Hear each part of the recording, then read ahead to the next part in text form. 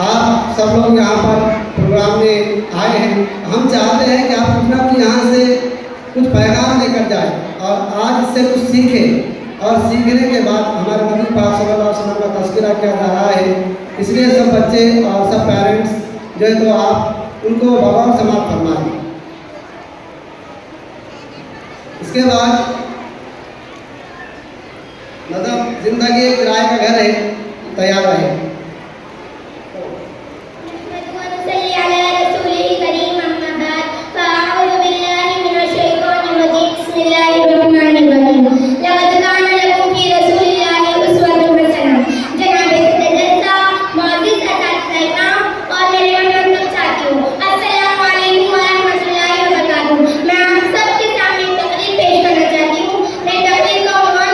सीरत नबी सल्लल्लाहु अलैहि वसल्लम।